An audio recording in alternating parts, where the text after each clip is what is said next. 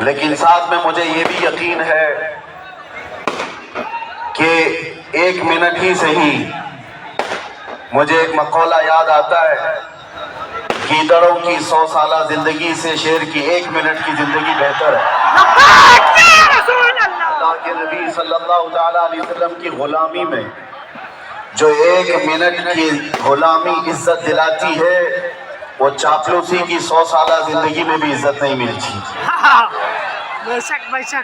وقت اگرچہ ہمارے پاس کم ہے، لیکن مختصر وقت امت مصطفیٰ کے لیے تحفہ ہے،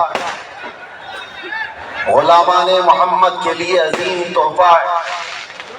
بس یہ ہے کہ اس وقت کی قدر کریں۔ آج ہمارے پاس 2 طرح کے چیلنجز ہیں، ایمان کا امتحان، ایک سختیوں کے ساتھ اور ایک خوشیوں کے ساتھ۔ دونوں امتحان بڑے سخت ہیں اے نوجوانوں۔ سختیوں کا امتحان پاور والے لوگ لیتے ہیں، ظالم لوگ سختیوں کے ساتھ امتحان لیتے ہیں، اور حسن والے، دولت والے خوشیاں دے کر کے امتحان لیتے ہیں۔ ان دونوں امتحانات میں آپ سب کو کامیاب رہنا ہے۔ میں مختصر جملوں میں چند نصیحتیں عرض کر کے چلا جاؤں گا۔ اگر حالات ایسے بن گئے، ظاہر سی بات ہے یہی موسم تھا، یہی ماحول تھا۔ میں کل آپ کے سامنے تقریباً 2 سال قبل یہاں حاضر تھا، یہی میدان تھا، اور شاید یہاں کی گونج بہت دور تک پہنچ بھی گئی تھی، اور اس کے بعد پھر ہم اندر بھی چلے گئے، اس سے فرق نہیں پڑتا۔ یہ امتحانات کی منازل ہیں، اسے طے کرنا ہمارے آباء و اجداد کی سنت ہے۔ سختیوں سے اگر امتحان آئے تو فیس کرنے میں فخر بھی محسوس ہوتا ہے۔ اگر کوئی ظالم گردن پر تلوار رکھ کر کے کہے کہ تو ایمان چھوڑ دے، تو ہو سکتا ہے کہ بہت سارے لوگوں میں یہ گرو و فخر ہو، میں اپنے ایمان پر ڈٹا رہوں گا اور قائم رہوں گا، سختیوں کا مقابلہ کروں گا۔ لیکن اس سے زیادہ سخت امتحان ہوتا ہے جب کوئی دولت دے کر کے تجھے حسن کی آڑ میں ایمان خریدنے کی بات کرے، بہت سارے لوگ بہک جاتے ہیں۔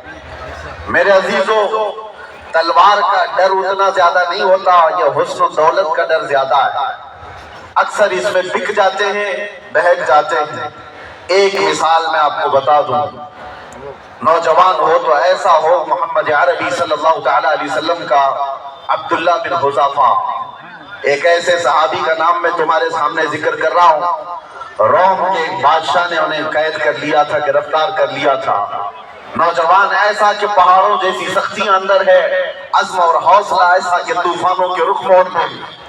بادشاہ نے کہا اس نوجوان کو میں اپنے پاس رکھتا ہوں، اسے آزاد بھی کروں گا، اس کو اپنے دربار میں بھی شامل کروں گا۔ عبداللہ بن حذافہ سے کہا ہے نوجوان، مجھے تیرے جیسے جوان کی ضرورت ہے میری سلطنت کے لیے، تو آجا اپنا دین چھوڑ دے، میرے دین میں آجا اور میری سلطنت میں شامل ہو جا، وزارت کا عہدہ قبول کر لے۔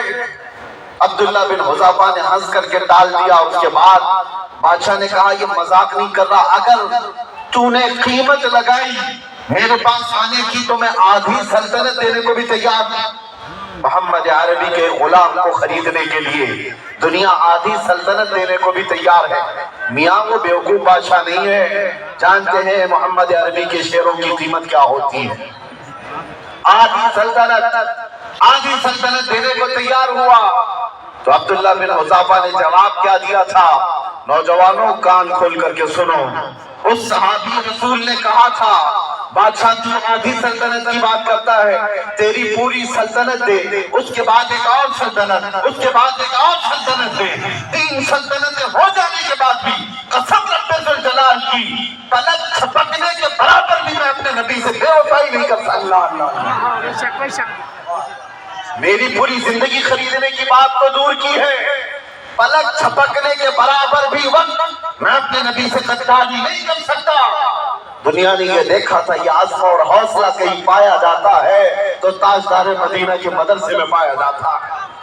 نبی کونین صلی اللہ علیہ وسلم کے قدموں سے پلے ہوئے نوجوانوں کے اندر یہ عزم ہوتا ہے، یہ حوصلہ اور یہ استقلال۔ آج اسی بات کی ضرورت ہے کہ قرآن کہتا ہے ان الذین قالوا ربنا اللہ ثم استقاموا، بے شک وہ لوگ جنہوں نے کہا اللہ ہمارا رب ہے پھر اس پر جمے رہ گئے، تتنزل علیہم الملائکہ، رب تعالیٰ ان کی مدد کے لیے آسمان سے فرشتے اتارتا ہے۔ تم اگر ایمان کے ساتھ ڈٹے رہ گئے، جمے رہ گئے، ارے یہ آندھیاں ہیں کیا، یہ 4 دن کی ہیں، یہ طوفان ہیں کیا، موسموں کے ہیں، ان کے گزر جانے کے بعد یاد رکھنا چاند کو بھی گہن لگتا ہے لیکن ہمیشہ کا نہیں ہوتا۔ چاند سے جب گہن چھٹ جاتا ہے تو چاند اپنے آب و تاب کے ساتھ پھر چمکتا ہے۔ مجھے احساس ہے امت مصطفیٰ کی اس جماعت پر گہن ضرور لگا ہے، ظالموں کی نظر ضرور لگی ہے، لیکن یہ ہمیشہ کی نہیں ہے، اندھیرا ہونے کے بعد صبح ہوتی ضرور ہے، اس تاریکی کے بعد اجالا آتا ضرور ہے۔ نروس نہ ہو، نا امید نہ ہو، ان حالات کو دیکھ کر پشیمان نہ ہو۔ میرے عزیزوں پھر میں اگر کہوں تو بات بری ہو جائے گی، یہ سارے حالات کے بعد بات اتنی ہی کچھ دیر کی خاموشی، پھر سار آئے گا، آگے کی ضرورت نہیں ہے۔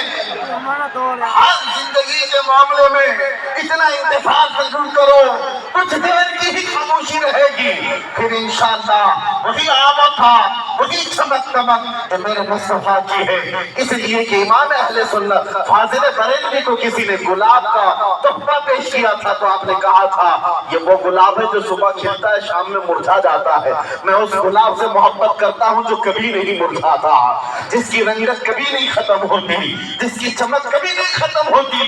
پھر امام اہل سنت نے پھول پر ہی یہ نعت لکھ دی تھی، سدا بختم ہے سن سلطان زمن پھول، لب پھول، دہن پھول، سکن پھول، بدن پھول، واللہ جو مل جائے میرے گل کا پسینہ، مانگے نہ کبھی عطر نہ پھر چاہے دلہن پھول۔ کیا بات رضا اس سے فلسطان کرم کی، زہرا ہے کلی جس میں حسین و حسن پھول، زہرا ہے کلی جس میں حسین و حسن پھول۔ میرے عزیزوں ہم اس پھول سے محبت کرتے ہیں جس کی خوشبو نہ کبھی کم ہوئی تھی نہ کم ہوگی، اور جس کی چمک و دمک کبھی مانگ نہیں پڑ سکتی۔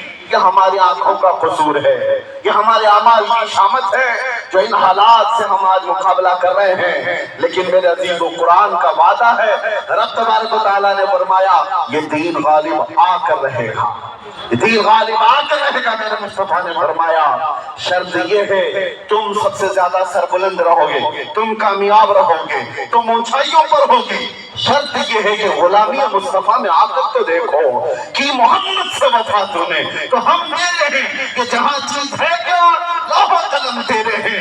تم کیا سمجھتے ہو عزتیں تلوے چھاٹنے میں نہیں ہے، عزتیں کسی کے جوتے اٹھانے میں نہیں ہے، عزتیں کسی کی نوکری اور چاکری 40 سال کرنے میں نہیں ہے۔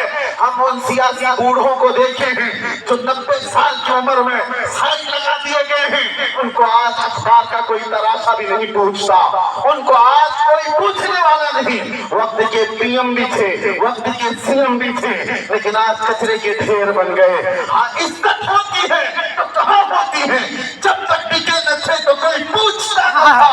یا رسول اللہ تم نے خرید کر ہمیں انمول کر دیا، عزت دیکھی ہے تو ایک ہی قدم میں دیکھی ہے۔ ابو بکر آئے تو صدیق بن کر نکلے، عمر آئے تو فاروق بن کر نکلے، عثمان آئے تو ذو النورین اور علی آئے تو شیر خدا بن کر نکلے۔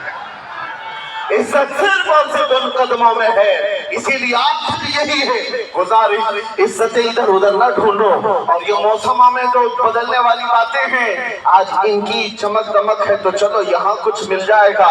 میں کہتا ہوں یہ ان جانوروں کی مثال ہے جو ہری گھاس دیکھ کر کے منہ ڈال دیتے ہیں، ایمان والے کی یہ مثال نہیں ہو سکتی۔ ایمان والا پاک کرے گا مگر اپنے نبی سے غداری کبھی نہیں کرے گا۔ اعمال میں بدل تو سکتا ہے لیکن عقیدے میں اپنے نبی کی عزت کے ساتھ سمجھوتا نہیں کر سکتا۔ بس میری گفتگو یہاں پر ختم ہو جائے گی۔ عزتوں کے ساتھ اگر جینا ہے تو مصیبتوں کے لیے تیار رہو، ایسا نہیں کہ حلوہ پراٹھا کھانے کا نام بھی عاشق رسول ہے، تم میدان میں بیٹھ کر نعرے لگا لو یہی عشق رسول ہے، نہیں۔ اگر محبت مصطفیٰ کی بات کرتے ہو تو امتحان کے لیے بھی تیار رہو. لاٹھی ڈنڈے ہی نہیں، قید و بند کی صحبتیں بھی آ سکتی ہیں، بلکہ تار پہ چڑھنے کی بھی بات آ سکتی ہے. اسی لیے میں کہتا ہوں عشق مصطفیٰ اگر جرم ہے تو یہ جرم ہم ہر بار کریں گے، 100 بار کریں گے، ارے سرے دار کریں گے. خود کر جینے سے مطلب ہی کیا ہے؟ مجھے وہ بات یاد آتی ہے میرے علاقے کے، میں کرناٹک سے بلانگ کرتا ہوں. شیر میسور ٹیپو سلطان شہید نے کہا تھا کیچڑ کی 100 سالہ زندگی سے شیر کی 1 دن کی زندگی بہتر ہے. لبیک یا رسول اللہ، لبیک یا رسول اللہ، لبیک یا رسول اللہ،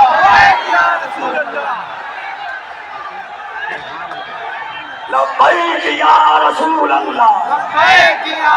آواز سے جتنی طاقت ہے، لبیک لبیک لبیک یا رسول اللہ، لبیک. علماء کی سمجھ رہے ہیں.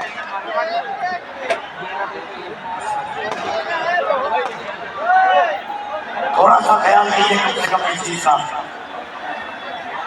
ادھر سے مائک ہے، مائک وغیرہ ہے یہاں پر، اس کا خیال رکھیے. یہاں مائک ساؤنڈ ہے.